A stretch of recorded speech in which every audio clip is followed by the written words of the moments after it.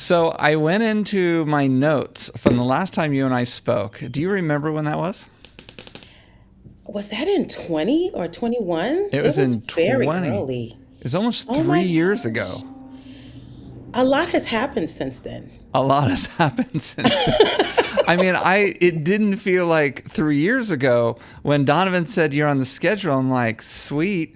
I haven't talked to Keya, since then. And I was thinking it was like a year. And then I look back and I'm like, whoa, that was episode 170. And I think we're in the 300s now. So yeah, almost What? 3 years ago.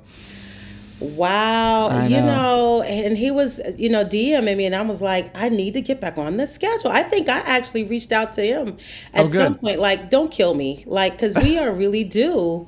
Good. At this point, we're due. I'm So, glad. yeah. I'm glad you did that. It was good to see you. Good to see you too. So I'm going to tell the listeners, because you and I did 2 episodes last time. It was episodes 170 and 171. I'm going to introduce you before we get into what we spoke about on episodes 170 and 171. You're a hairdresser in Maryland. You're a curl specialist, educator, coach, industry activist, creator, writer. I'm sure you'd love to be a I writer on a do. TV show. You're the creator of a community called the Color Culture with K's, Color Culture, and Texture versus Race. And last but not least, you're a wife and a mother. Absolutely. You got it. You nailed it. Everything still applies. I love it. All right. So in episode 170, we spoke about dropping out of college and finding beauty school. This actually might be entertaining for you to recollect what we spoke about, because I didn't remember all of these things. When I went back at the notes and I wrote them on the notes for this episode, I didn't remember all of it. But we talked about dropping out of college and finding beauty school. We talked about learning the need to sacrifice time, energy, and money to succeed. Doesn't get any more important than that, right? We talked about running a salon for 10 years and you building your brand and then closing it and moving to another state for a relationship. Hindsight's 2020. Oh, no, you're already, yes, I brought back some sense of regret. I can see it in your face. I now remember. Yep. We talked about getting back into hair after motherhood, choosing a multicultural salon to expand your experience and techniques. We talked about your journey towards being an educator and developing your curriculum. And then your evolution towards texture versus race, when you created that, educating how to break past the fear of working on somebody who looks differently than you do. That was episode 170 for the listeners. Go back and check that out. It was amazing. Episode 171, we talked about helping spread knowledge and action after George Floyd's death. This was that time. This was in late summer. Hold on. When this was December of 2020 is when we did this. Working to involve brands in the racial equality movement. Discussion on the texture of hair versus race and how stylists can change the narrative. Talked about adaptation and change, how being adaptable will benefit you, which is one of my favorite things that I've been talking about for 300 episodes, how to adapt to your current environment. I mean, it's, there are a few things so important. We talked about the most difficult conversation that you've ever had with a client in the chair. We talked about being intentional and executing and implementing your ideas. Addressing controversial topics on social media, so important these days. Because when we're talking now we're dealing with Israel versus Hamas. And I know that there's been a lot of issues. I had dinner. I'm going to interrupt myself and talk about how I had dinner with a friend last night, and she posted something, and Instagram just wiped out her account. I know. I just dropped that bomb right in the middle of this kind of Wow. intro to those past episodes. I'm going to jump back into what we talked about, though, on episode 171. We talked about balancing work routine with family or balancing the routine between family and career, which is another huge one. And of course, you had a hair horror story, as all great hairdressers do. And we do that so that we can all learn from them. So episodes 170 and 171. Does that any of that ring a bell to you? It makes me feel like, why are we here today? Like, I mean, my God, what did We covered it. What did we not talk about? We Well, went so long, 2 episodes. We did. Like, oh my gosh. Well, really, I just wanted you to come back on here, and I wanted you to hear that, and then we just wrap up. Yeah, Just kidding. absolutely. Just kidding. Wrap up and unwrap, because there's so much more going on now. There is. So Exactly. maybe we're unwrapping something new. Exactly. So to start, I just want to throw it to you. Give us any updates on what you're doing. Are you still behind the chair? Are you focusing on the education? Anything strike you as having evolved and changed in the last 3 years?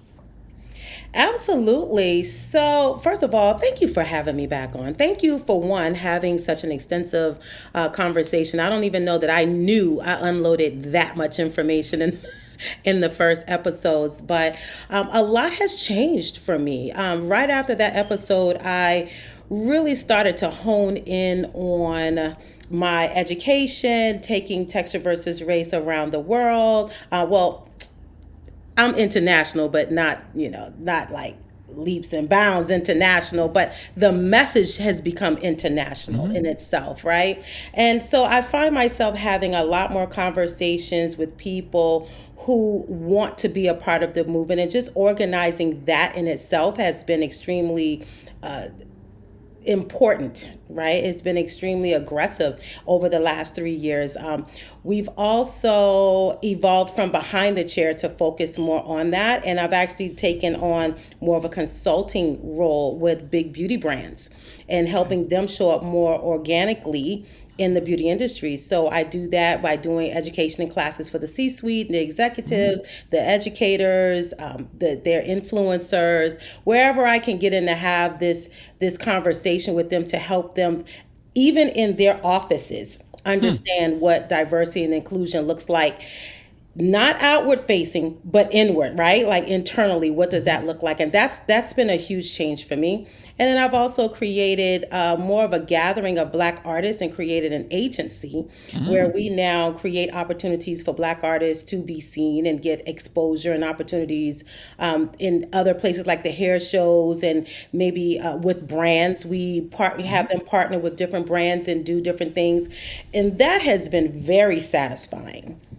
I bet. Working with the team. They're the Texture versus Race Collaborative. So if you're looking on my page, you see a lot of other faces as well, championing textured hair and the education around all of the shows and the classes and different opportunities. So a lot really has changed. Oh, well, that's amazing. So, and it seems to be your different things that you're doing right now seem to be supporting one another. Like you're sitting in the C-suite with the people who are running the big brands, and of course educating them on your specialty, on your focus, and then at the same time you're providing them access to textured, focused hairdressers. So you're almost like a one-stop shop. Yes, but here's the beautiful part about the collaborative. They're not just texture focused. That just happens to be one of their niches. It's a part of their language, but really the artists that we have, they work on all fabrics of hair. So really they're kind of the example of what we want the industry to be going forward. So I'm presenting them so that they can see that you can have a well-rounded stylist. This is possible to be able to work on all textures of hair, whether you're a cutter, whether you're a colorist, or whether you focus on styling or what extensions, whatever it is, you have the ability to work on any texture that sits in your chair. And so I think sometimes people need a visual manifestation of such thing because we've never seen it as much, right? But what we're doing is making it something that their eyes can see. Like I said, a visible manifestation of what we're working towards. Okay, amazing. Wow. Okay, that's a lot. So I guess I'm not surprised that you're not behind the chair all the time. You told me earlier that you had a 50th birthday, and you kind of said it like, you were getting on in years. But by the way, I'm almost 50, and we need to act like that's maybe the new 35. I actually do. I love turning 50. I think turning 51 gives people a chance to go, oh my gosh, no. And it just sort of incites a conversation and lets people know, like, but this is a next new for me. So if I am showing people that it's never too late to change the game. It's never too late to evolve out from behind the salon, the salon chairs, or do something completely new to you. It's just never too late. And 50 is prime time. I do feel like it's prime. I do feel like these are the times where we really focus on slicing out more of what we don't and bringing in more of what we do love. Absolutely. You've got enough experience to bring to the table now in just about any scenario.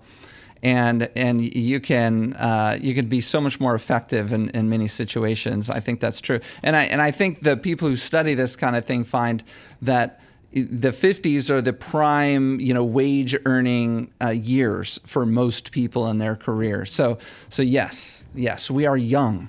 You and I. We are young. We are young. We're young and we're experienced. We are experienced. We're seasoned. We're seasoned, and we have a lot to bring to the table.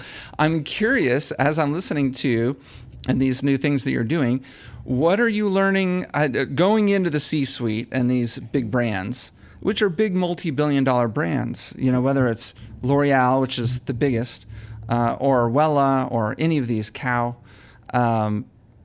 What are the interesting things that kind of surprised you after having spent time in groups like that? That is a great question. And I would say the biggest surprise or aha was that most of the brands that we are focusing on, most of the brands that I have a relationship with or have had any type of education, any type of consulting with in the C-suite, I realized that a lot of their brands are not even in North America. And so over in Europe, their relationship with racism is totally different. Like their understanding of diversity hits very different. So a lot of the information, the marketing, the R&D is coming from a place where they're like, what do you mean we're not diverse? Like we do. We got a tall one, we got a short one, we got a plus size, we got an Asian, we got a short hair, we got a long hair, we got, you know what I mean? Like they're like, what do you mean this is not diverse enough? Like we got, kids, we've got seasoned folks. What are you talking about? And so that relates. So it means that when they approach with the needs of America and needing, marketing that speaks to a particular demographic, it takes a lot to turn a big ship. And I didn't realize that. Like we're out like, you can make these changes if you want to, but those changes come with everybody's hands on deck. Like everybody has to want and understand the need for the change. And not everybody does. And that was a lot. Yeah, so L'Oreal's French owned, of course. I think most people know that. And I think Wella's an overseas controlled or at least headquartered business, and many of them are. So I guess not a surprise about what you're saying about them having kind of the essence of different cultures, international cultures that aren't really attuned to the U.S. Absolutely. So that was a big surprise, but it also gave me a sense of idea about how to get the message across and what it would take to get that done. And would you say, and you kind of implied this already, but maybe their distance from the U.S. culture makes it difficult for them to understand what you're saying, which really just kind of sharpens your tool. It educates you on how to communicate even sharper what you're trying to get across, huh? To a degree, yes, but it just, like I said, it depends on who you're talking to, and you have to remember that. Like I think the best way they put it to me, and the way I've observed it, is that the U.S. is kind of like the small ship to most of these big brands. They're just a ship in their fleet. Yeah, and so the U.S. is like you have 150 countries, and so we're just one, and they don't cater to the one. That makes sense.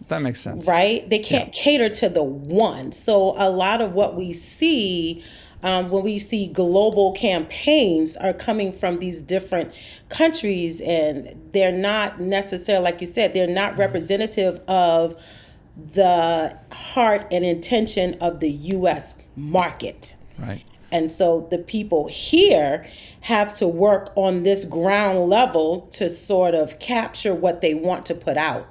Right. And that just doesn't always resonate because we see the global campaign. We're like, all right, here we are now.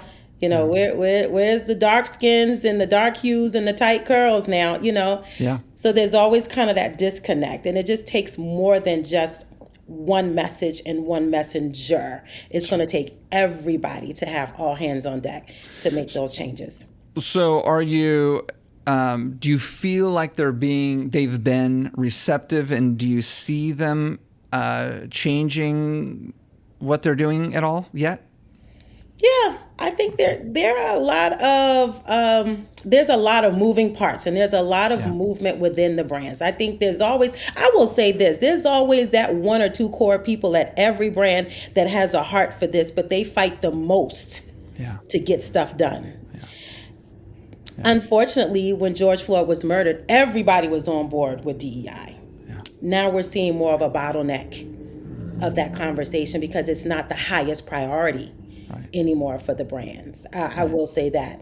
But there's always that one or two that's championing, that's like, no, I got to keep it going, that's really trying to keep the fire lit. But unfortunately, with budget cuts and, you know, just simply the economy itself trying to recover, right? I think a lot of what has to go is usually the one that they find the least conducive to their bottom line.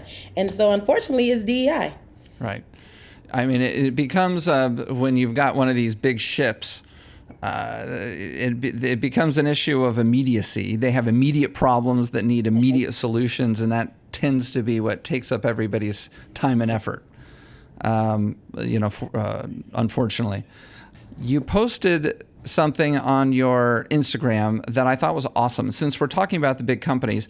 So when a big brand goes along, and oftentimes when they have a product line that is mature, they start degrading the quality of the ingredients. And so you've dealt with this. So tell me about this. What's going on? Why do they do that? I don't remember the post. Now, I remember the conversation, but I don't remember the exact post or what prompted it exactly. But what I do know is that a lot of times brands will buy out Black beauty brands. And so a lot of what we see is when they buy out the Black beauty brands, they change the formulas in order to scale them. And so while I'm not there to say how much and how little, but I do know they change things, whether it's the amount, whether it's the grade, whether it's the source, whether, whatever it is, they're trying to make it so that they can make more of it for less money and flood the streets. So a lot of times we see that with not just Black brands, but the conversation was about, I remember now, it was recently, it's about Black brands. It was about relaxers and, formaldehyde and formaldehyde releasing formulas and ingredients. And so, or formaldehyde releasers. So it's a struggle in the community, period, with all the brands. But in this particular instance, we were talking about Black brands. But it's all encompassing, because every time a big brand gets a hold of something we love, we already got to have a funeral for it, because we know it's going to change. We're like, oh, well, it was nice. It was nice while we had you, because we already know what's coming. They use lower grade oils or whatever, right? This is... to no one who pays attention to consumer products or whatever, worldwide, companies do this. They buy, let's say, the little niche food company, and you used to buy their power bar or whatever, and the big company buys it, and then they start dwindling. They used to put actual butter in there or whatever, or actual brown sugar, and then they start putting some fake sweetener, right? And then it changes it all little bit over time, and it's part of the formula, unfortunately. But that's not necessarily a bad thing 100%. Because what that does is create opportunities for another small entrepreneur to come in and use good brands and things like that. I'm trying to put a silver lining on it. I love your silver lining, but I'm going to tie it in a nice little bow right here. Okay. And let me tell you why. what happens is we get so attached. Those small brands sell from face value, right? So I buy a brand because I've totally connected with you. You have this amazing spray that I love, and I've connected with you, and I see you and your family, your children, and I buy your product because I want to support you. And now the product is gone, so now I got to trust that the next best thing is coming. Unfortunately, you love your brand too, and it's like your baby, so you present it to us like your baby. Now we've grown to love your baby and watched it grow, and now you ship it off and somebody else has your baby over at boarding school, and we're like, oh well. But now we're supposed to trust the next baby is going to be just as well. Yep. There's nothing wrong with that. A lot of people look at it the way you did. They're like, well, I'll sell this one and then I'll create another one. They look at it as an opportunity, but unfortunately a lot of the smaller brands that are being brought up, the little niche and the mom and pop that put their heart and soul into it, they love it and we love it just the same. And so it's a hard goodbye, and it's a mourning that happens every time that cycle happens. There's a mourning. I get it. I don't experience with this particular type of product, but I experience it with things primarily in the food industry, and it's so annoying. And I bitch and complain, and then I throw it aside, and then I go look for something else. It's annoying. And that's what we do. We find something else, and we always will find something else because something else will be sitting there. But it just, it's just not the best scenario. All of us, like I said, we grieve the loss. Exactly. So part of this conversation wasn't just the degradation of ingredients. It was also what happens when the big brands start to sell directly to the consumer, directly to your client. And of course, this has been happening. It's been accelerating. It accelerated through COVID. Pre-COVID, it was the brands going to Amazon. That was just... what's the word? That was unfathomable there for a period of time. And then within about 6 months, Oribe's selling there. Oribe's like, oh, we support the brand, we support the salon, through the entire history of the brand. And then before you know it, they're selling on Amazon and everybody else. And then COVID comes and the salons were shut down. In California, we were shut down forever. And now that has remained. Those connections between the big brands and the consumer have remained. And it's great for the big brands because they get to keep all the profit. They don't have to share any of it with the hairstylist or the salon who sells it. And the salon is left with less revenue. Well, you said it, so I don't even know if there's anything else I can say about that, because that's exactly what happened. I mean, it's kind of like that's what it was. Turn the page. Like I don't even know what to do about that. Like I remember the first time, and I shared this on that live, that we were kind of, I don't want to use the word hoodwink, but a little bit like where a big beauty brand used the salons to amplify a particular product, and then they reached out to the consumers directly. The only problem with that particular problem is it was a chemical, and it was a caustic chemical, and the harm that was now distributed in the communities with those people were. You can't even forgive it. It's like, wow, we really did fail the salons and the consumers with that move. And there's really nothing you can do about it, because consumers they're looking to us. They're like, oh, well, you endorsed it. You said it was great. I bought it from you. Now I can buy it from them. So how do you go back and go, well, it's really not that good? The best we can do is say, well, we can let them know, like, aftermarket retailers like the TJ Maxx, Marshalls, and all that. When you're buying things, they might not be exactly what they say. They might be expired. They might be, tampered with it, all of those things. But I'm not completely sure, to be honest, what we can do about that. Yeah.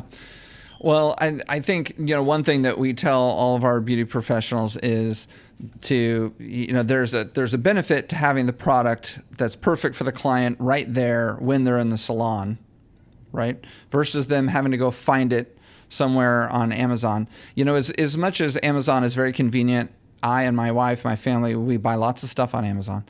But, I like to use an example of when I buy rubber bands.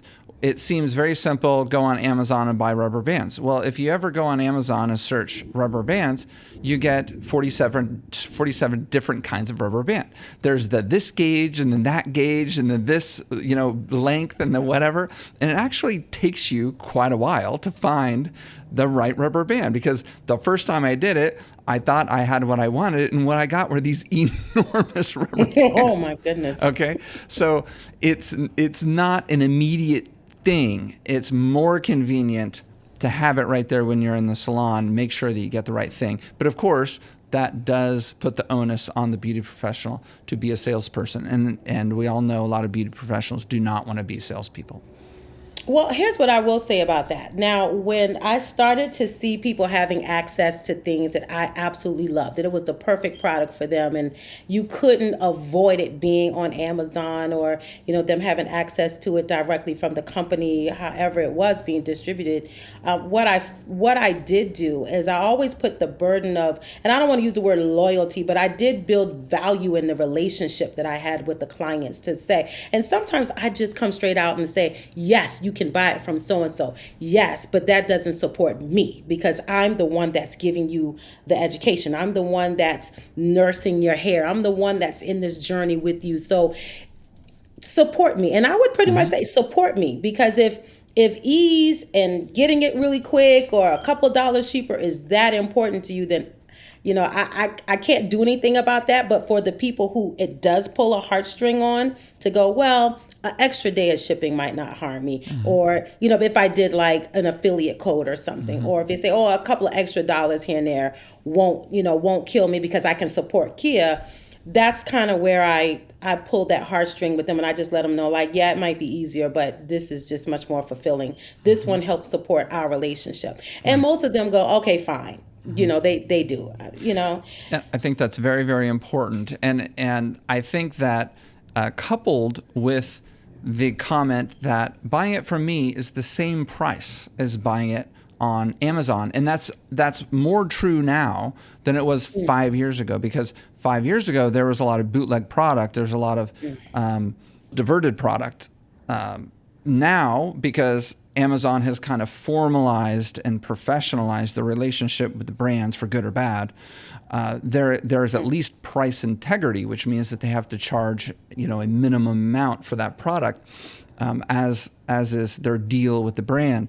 So very often now, the price that you're selling in the salon is the same price as on Amazon, but Amazon built their business on kind of cut rate pricing. So there are still some consumers out there who just assume that things are cheaper on Amazon, but it's not true with a lot of the products out here. And so I think it's 100% of value for the hairstylist to say to the client, it's the same price here as on Amazon. So you're not going to save $2. You might want to save $2, but you're not going to save $2. It's the same price.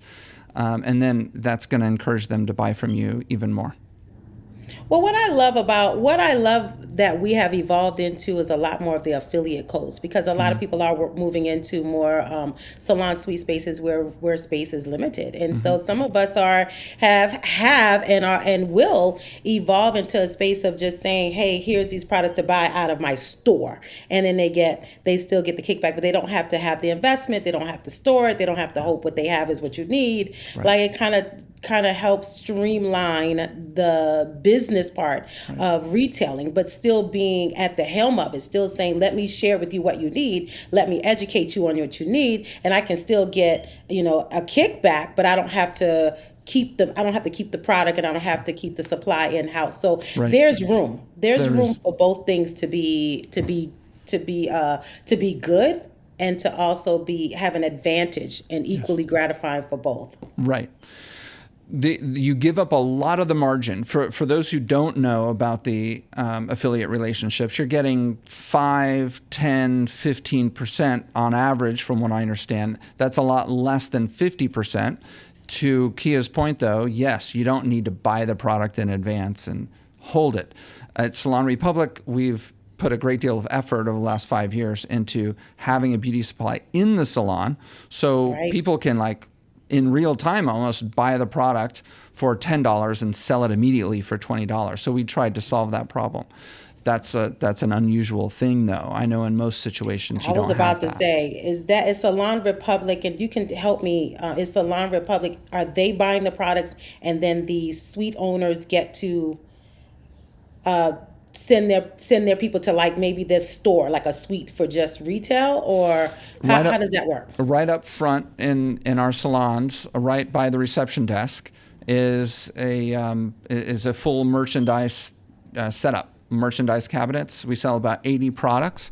All of the products, a vast majority of the ones that our beauty professionals like.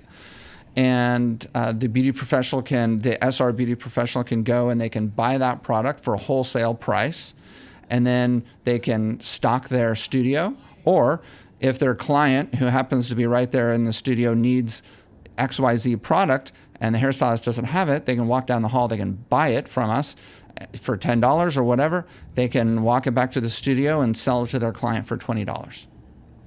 Now, that's kind of an anomaly, right? Because that's not happening. Right.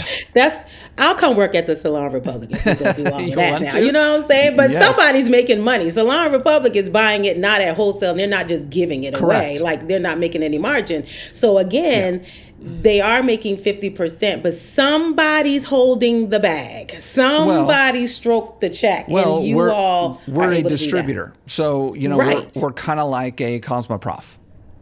Right. So, but the hairstylist is buying it at wholesale price and then selling it for retail price. And then, of course, we have to buy it for a little less than wholesale price to pay for the people that we need, to make all this work. I think we've got 4 people full time. And then, of course, the managers in each location, they spend a lot of their time merchandising. And, we have a computer system and it's a whole thing. But anyway, that was our way of trying to solve this solution. And then, of course, our people can decide to sell the product or not sell the product, do whatever they want, because it's their business. It's their business. So like I said, that's an amazing concept for any salon. And I think that's something to be marveled at and to be thought of by different, salon suites. If we're looking to affect the whole industry now, everybody would have to look into that and do it. But unfortunately, it's going to be limited to the people that have access to Salon Republics. Well, since we're on the topic, the other salons that are like Salon Republic, they've gone online mostly. So they're offering the same thing that maybe a saloncentric.com would be offering or a cosmoprof.com. And but I don't know any details about what they're doing or how long it takes to ship or whatever. Okay, you have something on your Instagram, a TV show called Not So Pretty on HBO. Do tell, what is this? What are you doing there? I forgot about that. Thank you for bringing that up. Oh my gosh. Quite ironically, the young lady that I did the live with, which I have not done a live with in a couple years, Steph Mero, she had referred me when she was approached by the producers to be on the show called Not So Pretty, which is a 4-part docuseries on the ugly side of the beauty industry. And what I loved about that opportunity is that I didn't really want to do it. Once I realized the direction they were going, I really didn't want to be involved in that particular conversation. And I kept saying that. And they were like, no, we really want to have you. And I was like, I don't think this is for me. Like, I don't have anything to add to this conversation. And they said, we've coined you wise woman. They said, everybody has a title, right? And we've coined you wise woman, and we want to make room for your message no matter what, even if it's not completely aligned with exactly what they did. Yes. Okay. What was it? What was the message of the show? What was it about the show that made you not want to participate? Okay, so to back that up, Not So Pretty, again, talks about the ugly side of the industry. There was hair, skin, nails, and makeup. In the hair, they were hyper-focused on the demise of Diva Curl and all of the transgressions that happened with all of the consumers that were losing their hair. And that particular movement was being run, it was started and led by Stephanie Mero. aka Curl Ninja. And so I didn't really have a lot to contribute to the conversation about Diva Curl. That wasn't my lane. Like I had not experienced it on the vast majority of my clients enough to speak about it. I had only experienced it for myself personally.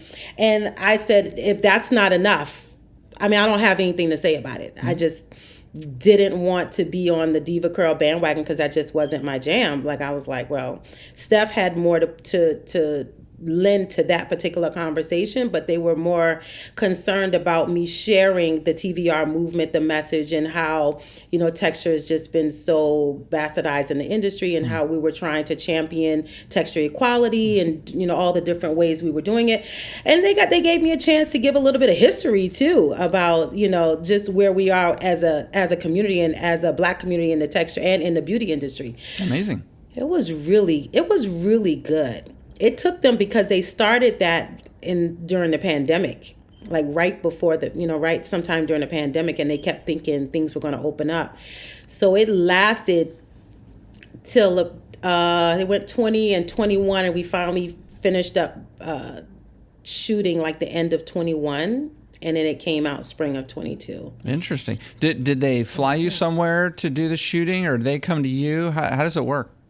So actually, they had the first time I shot twice. The first time I shot was in a studio in DC where they had some other thought leaders, some other professionals, and people who were scientists, or maybe they were some type of chemical scientists, whatever. And it was like maybe 4 or 5 of us that did our interviews the same day. So it was all here in DC. And the next one, they wanted to come to me through the shows and kind of follow me around. But and I almost took them to an event with Wella, but we couldn't get the clearance because it was last minute. When they found out I was going, they were like, "We want to come." I couldn't get the clearance, and then it was it was to the good, because again, I wasn't exactly sure where they were going with this whole Diva Curl thing, and I didn't want Wella to get caught up in that conversation, because they had nothing to do with that conversation. Right. And the most you were going to get is a couple of clips of me doing something. And it just wasn't worth it for the hassle that would have needed to happen legally for that to happen. So they ended up coming back to Maryland, and they shot me in my salon at the time. And I did someone's hair. We did a TVR session. They did more sit down interviews, and it was exciting. Like I had never been a part of anything like that. And HBO Max, come on now. That's huge. That's huge. Yeah. Okay. I need to remember that. I don't remember that most often. Wow. So it's out there right now. It's out there. I look at it every time I turn on HBO Max. I see the little thumbprint, the little thumb drive or whatever, the picture, thumbnail. Well, I'm gonna check that out. Maybe tonight I'll watch that. What is you it? Should. 2 it's hours? Only 30 minutes. Yeah, but it's like each segment is like 35 minutes, and here is episode 4. Got it. So there's episodes and of half an hour. And there's makeup and all that. You already said. But I would say watch Skin. For any of your listeners, if you're going to go watch it, watch Skin first and then watch Hair.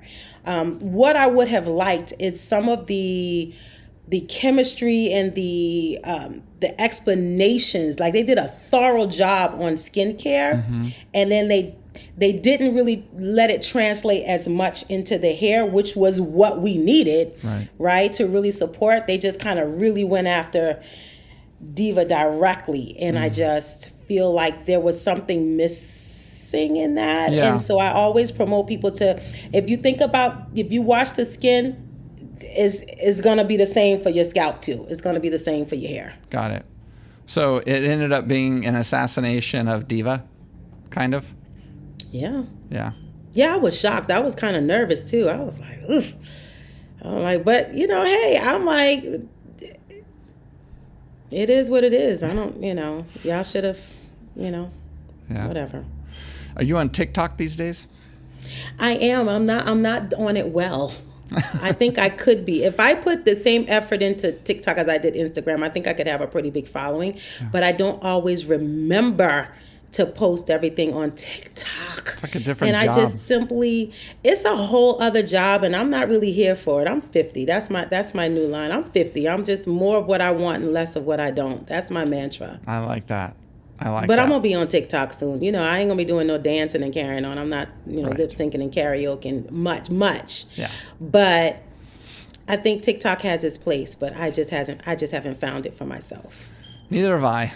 I think I've got, given I that thought you was I'm going to say, what? I got 200,000 followers, 1 million followers. No. So I'm almost 52. So that's my excuse as to why I haven't been on TikTok much.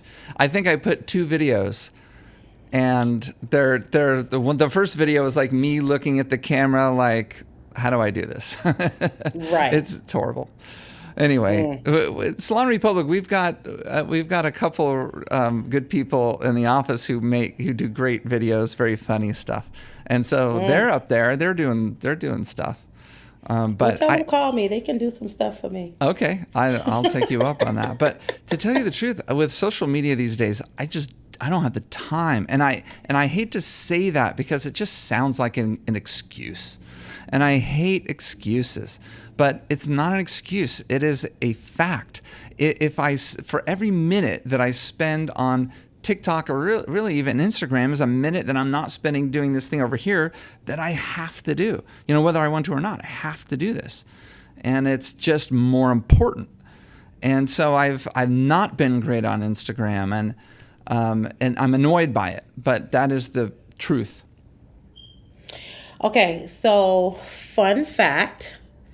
I don't like social media at all. I don't like controversy. I am not a very controversial person, which people would swear isn't the truth. And I am not an extrovert. I really am a functioning extrovert, but I am really more introverted. So the idea of having to be present all the time on social media, it drives me crazy. It really sends me into cringe mode.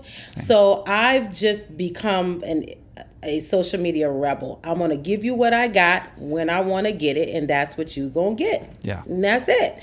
I'm not doing any more or no less than what I feel like doing. Now, the problem with it is Instagram is like, okay, well, I'm going to show you. So now Uncle Al is not my friend. He can't stand me. We're like bickering family members at the reunion, at the cookout, because Uncle Al is like, and you posted this for what? Because I'm not showing it to anybody. And when you say Uncle Al, are you talking about AI? Are you talking about I'm talking algorithm? about the algorithm.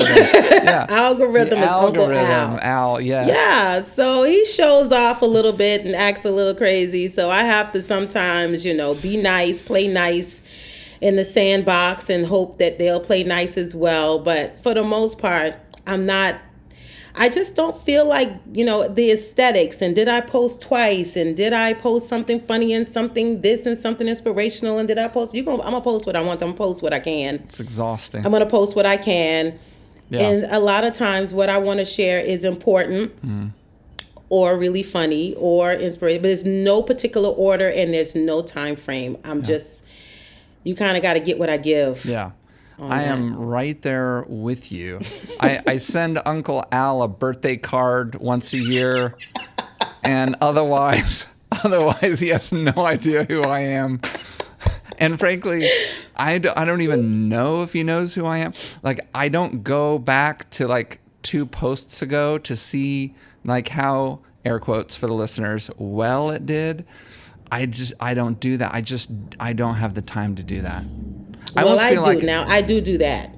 You do? Okay. Well, that's good. because I have the nerve. It's kind of very like when you think about the fact that Uncle Al is punishing me, I have the nerve to wait and see what he's going to do. I'm like, so what you going to do? So the first 15 minutes I do give to it. I'll make sure that I like and comment on the first few to kind of get it going and, see where it goes. And if it's kind of like dudding out within the first 30 minutes or so, I'll kind of take it down and redo it again. Oh, well, that's pretty good. I mean, so at least you text with Uncle Al. I'm not even texting with Uncle Al. He takes advantage of me and I don't even know it. I think we've gone a little far now. No, but I love the metaphor so much. Can I use that? Yeah, you got to credit me at least the first few times, and then you can have it. I'm going to credit you. I'd like to credit people. I'm going to credit you more than the first few. Okay, first few I times. like that. Yeah. And Oh, Uncle Al. I've never heard it, and he's out there, and he's a menace. He absolutely is. He thinks he doesn't like me, but he's going to grow to like me eventually.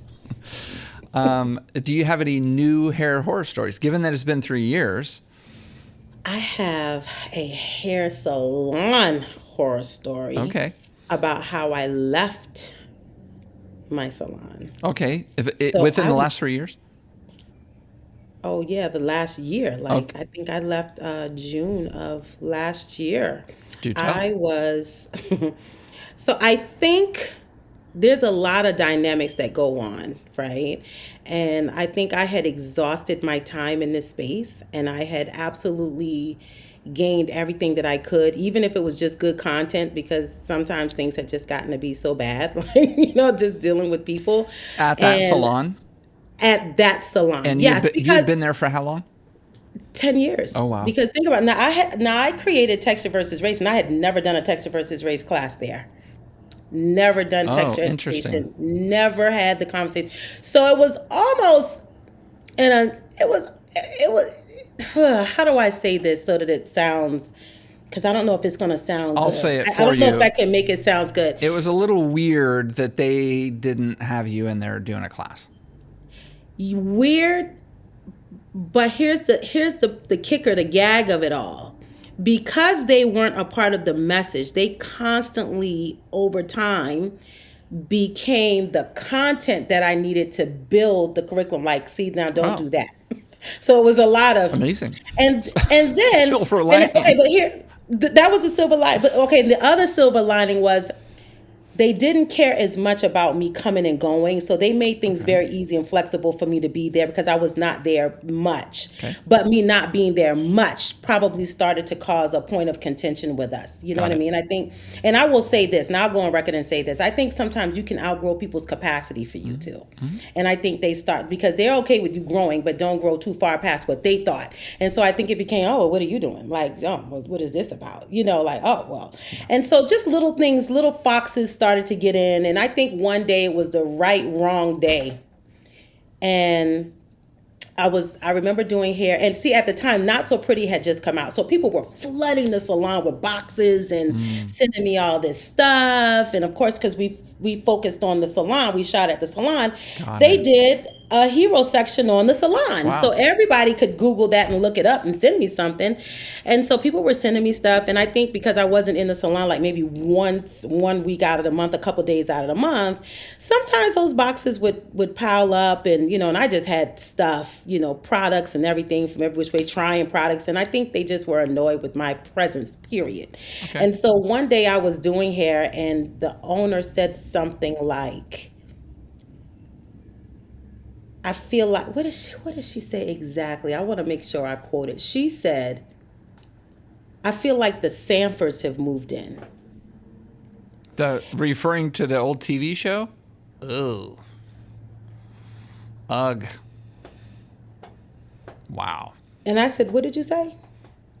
And she tried to act like she didn't say it, and she tried to keep working. And I think in that moment, I felt like I had built up my muscle for dealing with toxic interactions over that 10-year period. Mm-hmm. And I had come to my tip top. And at this point, somebody was going to get cussed out. So I was like, you know what? Let me finish this right here. And I literally was doing this. She's a friend of mine, but she was, she's a white woman, and she understood. She understands me very well. She's a huge supporter of mine. And I remember blow drying her hair, and I said, and I said, you like it? And she was doing all. She was like, oh my God, I love it. And in the background, I'm with the cords wrapping it like up. On your way out? Yeah. Oh, I was done. Yeah. I didn't even say anything. I was like, you love it? I was like, great. You can cash at me. I was like, what you getting? You got a couple minutes? She was like, yeah. I was like, wrap all this stuff up. Like, I'm going to get a box, and I'm leaving right now. And she was like, right now? I said, right now. Today is my last day. I said, I'm not coming back because this is going to get volatile. right? It had already gotten there, but I think, a couple silver linings here and there, you'll put up with a little bit. You know what I'm saying? Yeah. You kind of speak your piece, say what you got to say, and kind of keep it moving. But I think at that moment, I knew that I had overstayed my time and it had expired. And so, and of course, all of you listeners, if they don't know, I'm a woman of faith. I believe in God, and God speaks to me very clearly. And I remember having to go back to the salon that same day because I couldn't get it. I didn't get it all out, and I had one more thing. And I was driving like a wild maniac to get back to the salon. And I mean, when I say I had intentions on cussing this woman out in front of all of her clients and everybody there, I promise you they would have turned that on me and probably had me arrested. That's how angry I was. And I had not gotten that angry probably in I'll say a very long time or if ever. But I'll tell you what, she didn't have but 2 words to say to me when it was going to be on. And I hate to say that way, but I definitely had a cussing out for her. I always used to say, I keep a good cussing out in my back pocket. I love the Lord, but I will pull it out, right? And I said, she's going to get it today. And God stopped me and he put I literally lived like 2 miles away, and there was so much traffic out of the blue. And I was in traffic going, God, get out of here, more. I mean, I'm beating the horns and I'm trying to get back there because I'm going to cuss her out before it's over. And I'm going to, and man. And God said, go home. And I was like, no, I'm going to. And he said, this is your fault. This is what's going on in my mind. And I'm like, how is this my fault? And he said, I told you to leave a long time ago. Yeah. He said, anything you hold on to after its expiration date has no choice but to rot and stink. And I said, I knew that. I knew. So while this particular owner was not someone who I had a lot of contention with all the time, she was not I was very surprised. I think that's why I was so angry, because God used her to make me go. Like, it didn't matter about the other people, the clients here and there, a couple stylists here and there, but the owner and I were closer than that. We had a relationship. And so for her to be the one to offend me in that way, it felt very egregious. And so maybe that's the only way it could have happened. But that's what he said. It was like, I had to make her do that because otherwise you wouldn't have left. And as much as it was hard to believe that or to accept that, I had to, but I couldn't go back though. I couldn't, not that I had to calm down a little while before I went back to retrieve whatever else. And then I was like, all right, I'm just done with it. So that was a horror story, because that was not that long ago. And I hate to say that at the 48th year of my life, I was ready to risk it all. Yeah. Reinvention. It doesn't matter what age. You can never say what you will never do. You just pray that you can control yourself and that you will find your center before things get out of control. Absolutely. And in that moment, I really had to center myself and realize that God had other things for me to do. And being in a salon was more of, I was leaning on that. I loved the last few clients. I had like 20% of my clients at that point, and I loved them. They were like my friends. So I think just holding on to that sense of normalcy of something that I'd known for so long, for 30 years almost. It was my 29th year. And I think I was just holding on to it, that last bit of it. And so God was like, but I'm asking you to let that go so that you could do bigger and better things and move on into this next phase of your life. And immediately when I left, I mean, like the next week, things were happening and I was like, there was no way I would have been able to do this. And still, I needed to be focused on this. And so it had to happen that way. Right. A lot of lessons there. Well, beautifully said. And a lot of lessons in there. Thanks for sharing that. That is definitely a horror story to learn from. You know what? Y'all always seem to get the tea out of me. I don't know what's up with this. Now, we're going to have to come back in 3 more years and see what happens, I don't do anything. I just sit here and listen. I don't know. You know, it's never about the answer. It's always about the ability to ask the right question. You know that. You give me too much credit, but thank you. Any last words for the community?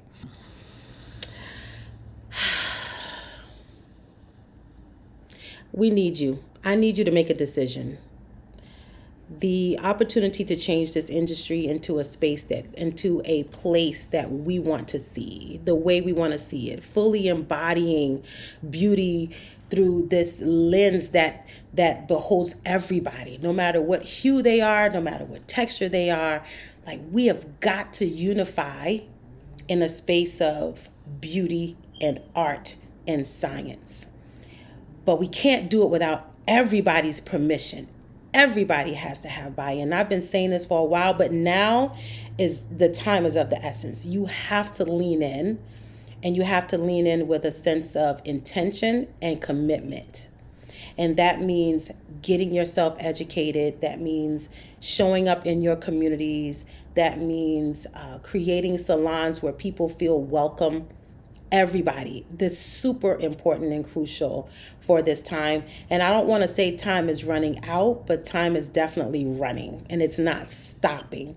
So we don't see this industry cement in a distorted way, sort of, are we not inclusive? I think we all have to have voice, and we all have to have buy-in. So if there's something you could do, reach out to your neighbor and say, what can I do? And I think if we all show up, oh, well, that was lovely. Hey, I like that. Yes, those are applause for the beautiful words. It's fantastic. Keya Artistically Neal. You're Keya Artistically on Instagram for those listeners who don't know you yet. Thank you so much for the time. Thank you for having me. This was such a great conversation, as always. As always. Hope to see you again soon.